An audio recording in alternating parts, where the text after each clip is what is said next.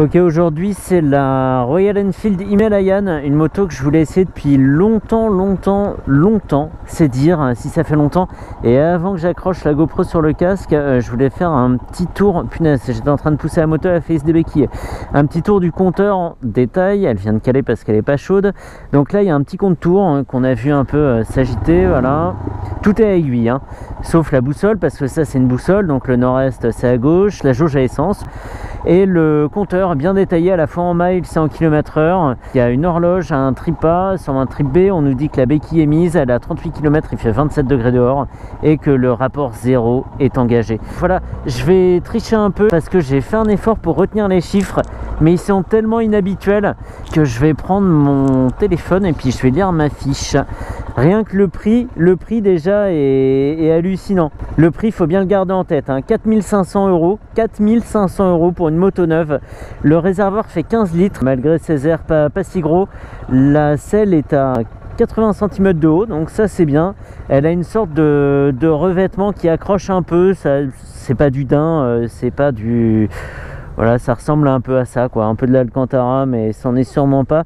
Il y a un seul disque à l'avant, c'est un 300 mm.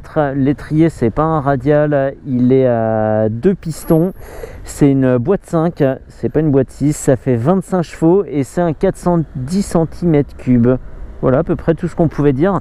Voilà, les chiffres sont vraiment fous, hein. Il y a seulement 25 chevaux, on va voir si c'est suffisant. Et elle est à seulement 4500 €, mais je trouve qu'elle présente super bien. Les pneus sont des Pirelli MT60.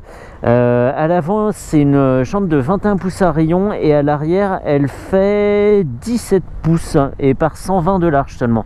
Et 120, c'est pas grand chose, hein. Allez, on y va, go go. Mais vraiment, la présentation aventure, quoi. C'est tout à aiguille, des petits compteurs un peu partout, la boussole, hein, pour pas être perdu, voilà. Si tu as été un bon scout, tu pourras retrouver facilement ton chemin. Des petits rétros ronds sur lesquels il n'y a rien à dire, sauf que celui de droite est mal réglé. On va faire comme ça et comme ça, voilà. Et c'est parti. Bon bah là les pneus forcément, hein, comme ils sont pas larges et qu'il y a des crampons, bah, ils basculent assez facilement. Ça c'est normal, on va respecter la mécanique, hein, on va pas déconner. Comme elle est vraiment toute neuve. Les graduations sont lumineuses, mais pas toutes, on dirait, bizarre. On dirait qu'une seule graduation sur deux est lumineuse. Bref, la bulle, elle sert pas à grand chose pour l'instant. On va voir un petit peu plus loin, mais c'est que ça a la pêche, hein, c'est que j'arrive un petit peu vite. Allez, faut voir si les 25 chevaux de ce mono permettent de voyager tranquille ou si on est vite envahi par les vibrations. C'est surtout ça, hein, que je me pose comme question, parce que sinon là comme ça, moi c'est une moto que je remarque tout le temps, hein, qu'elle soit dans le trafic, garée quelque part, même en un clin d'œil, parce que ça fait vraiment un peu moto militaire, hein. Elle est toute fine, on sent la moto utilitaire, hein, utili-militaire en fait, et c'est vraiment... Et puis là en plus avec camouflage, donc militaire, on est bien dedans. Il y a ces grosses protections là, bien costaud, on sent de l'acier assez résistant. Alors il y a des choses qui sont un peu maladroites là, c'est serré avec des colliers derrière le phare, voilà. Bon, tout n'est pas gainé, il y a une sorte de... Bon, bref, il y a des petits détails comme ça, on garde le prix en tête. 4500 €, on a une moto neuve. Donc ce petit plaisir de la moto que personne n'a touché. Non, on est déjà en 5, alors on ne touche pas à l'embrayage.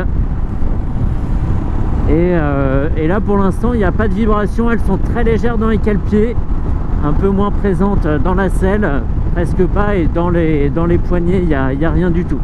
On est à 105e, à 5000 tours, sachant que la zone rouge commence à 7000. On va voir, alors là c'est un petit peu long d'accélérer forcément. Je dirais que le bon rythme de croisière, parce que là vers 5500 tours les vibrations arrivent quand on approche de 120 km/h à peu près. Le bon rythme de croisière c'est légèrement en dessous de 120 si on veut pas trop se fatiguer, si on veut pas avoir les pieds engourdis. Donc on fera ouais, un petit 120 km/h, c'est bien. La bulle protège pas des masses. J'ai beaucoup de turbulences sur le casque, même si elles sont pas très localisées. Je pense que le vent est quand même bien cassé par le haut de la bulle, mais ça chahute pas mal et j'ai du mal à m'entendre. Mais en tout cas, il n'y a aucune résistance sur le torse, donc ça c'est pas mal. Et je la sens pas très rigoureuse sur pas sur la tenue de cap, mais il faut pas trop chatouiller le guidon, hein. On voit là, je sais pas si ça se voit, moi je le sens beaucoup dans les fesses. Je la fais un peu osciller comme ça, et plus ça serait peut-être trop. Donc voilà, on garde son cap, mais un jour très venteux comme aujourd'hui, c'est pas gênant pour autant. Il n'y a pas de mouvement parasite si c'est pas le conducteur qui les induit, quoi. Voilà, ou la route, hein, d'ailleurs. Alors le frein moteur est pas énorme, hein, pour un mono comme ça, un mono de 400 cm3. À la coupure des gaz, on sent pas grand chose. Faudra plutôt compter sur le frein pour se ralentir. Alors on n'est clairement pas dans la recherche de performance, hein. Là on va faire le truc plutôt balade tranquille, bucolique. On profite de la campagne et on se met en 5e tranquille et on déroule. En 5e à 4000 tours, on est à 80 km/h. Voilà, ce sera une allure de nationale, on est bien.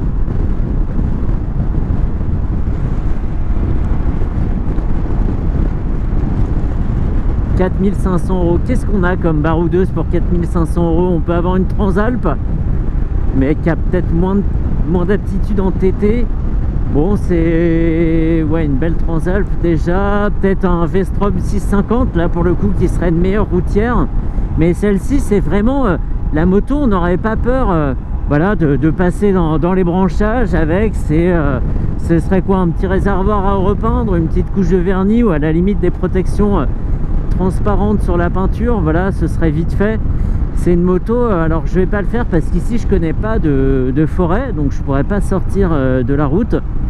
Si je sors de la route, c'est que j'ai eu un accident, mais il y aurait pas de souci. Les pneus sont avec d'assez bons crampons pour pas avoir peur de sortir sur les petits chemins. Là j'aurais aucune appréhension en tout cas. Allez, un petit peu de frein arrière ici et on repart tranquille. Faut pas s'attendre à sortir de virages comme ça de façon hyper dynamique, hein. On tourne la poignée et il n'y a pas grand chose qui se passe, hein. De façon très honnête, on est de toute façon pas là pour ça, mais la position est bonne. On a les coudes légèrement pliés, donc c'est bien pour absorber les chaos de la route. Le dos est droit sans être sur une chaise de bureau non plus, et les jambes sont, voilà, les genoux sont pas trop pliés, mais les repose-pieds sont pas angle droit comme ça du genou. Pas de fatigue de ce côté là. La moto tient bien son cap, hein. Aujourd'hui il y a vraiment beaucoup de vent, je sais pas si ça s'entend, mais il n'y a pas eu d'hésitation comme ça. Je me suis pas fait balayer par les bourrasques ni ralentir par le vent frontal comme ça. C'est de ce côté là on se pose pas de problème. Et en termes de, encore une fois, de guidage, elle va vraiment là où le regard se pose.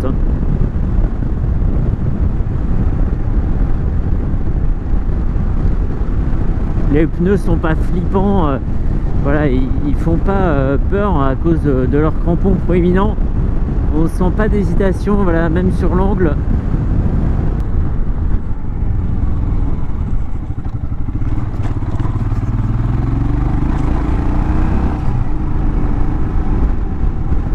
Les ronds-points, bah, elle en mange un à chaque petit-déj, hein, il n'y a pas de souci. Le ralentisseur, c'est comment?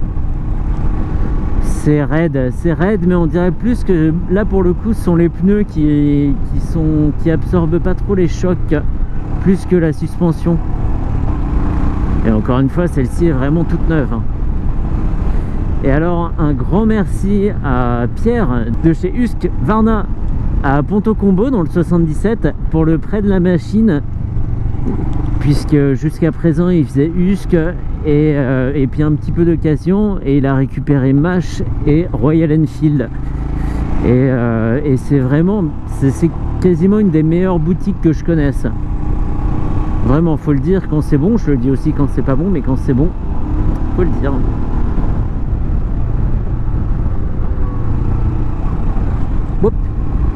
Oui. C'est bien, on a bien mangé le ralentisseur. Qu'est-ce qu'on peut demander de plus à une moto qui coûte 4500 €? Et bah, à mon sens, rien. Rien, parce qu'on a des gommes, des bonnes gommes. Et ça, il n'y a pas de souci. Il y a un réservoir d'une bonne contenance. C'est une moto qui peut aller loin. Il y a tout ce qu'on veut comme info. Il y a une jauge à essence, ce qui n'est pas le cas sur toutes les motos, même certaines plus chères. Il y a un afficheur ici qui est très très complet.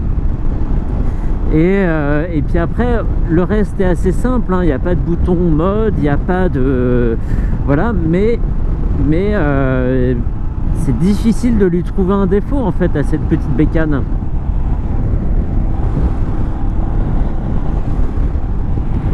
C'est une mécanique rustique, voilà. Il faut vraiment profiter de la balade, et de toute façon, rien que la position de conduite, mais pas dans un esprit de course.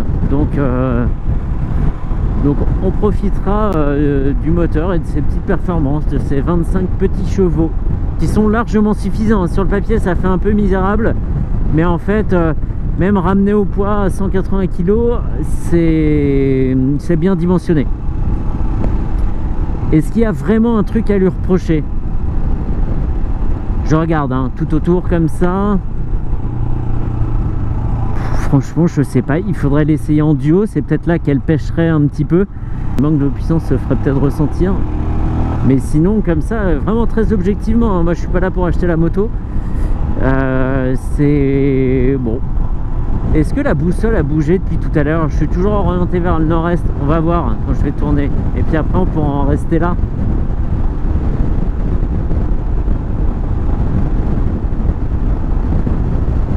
Ah ouais, sud-est. Sud-est, c'est derrière, et on va voir ce qu'il me dit quand je commence à tourner. Non, ça n'a pas changé.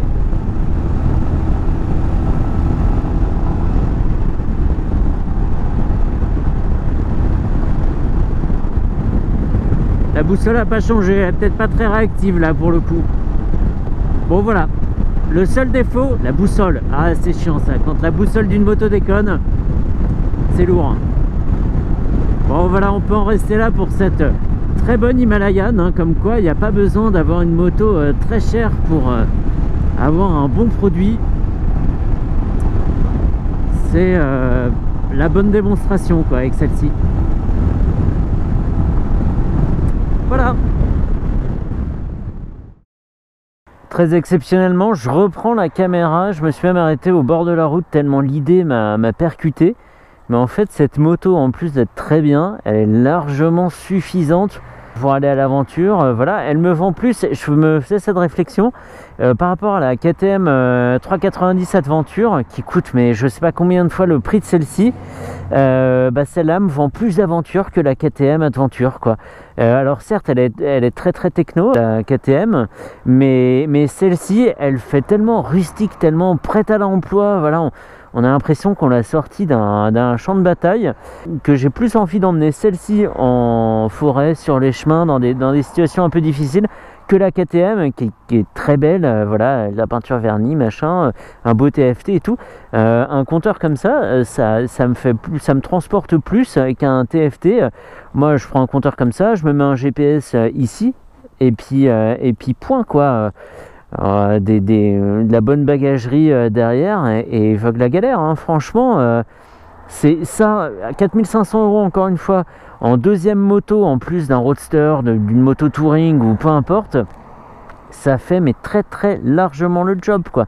C'est de l'argent de gagner, et franchement le voyage là, la KTM elle peut peut-être aller plus vite, mais en même temps j'ai pas eu trop envie à cause des vibrations au-delà de 110, et celle-ci 120, voilà quoi, 120 ça fait le job, et puis si on attend d'arriver, on attend d'arriver, hein, c'est pas grave.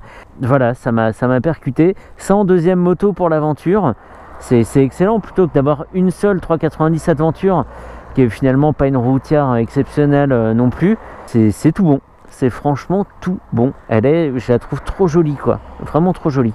Bref voilà, c'était tout, ma petite pensée.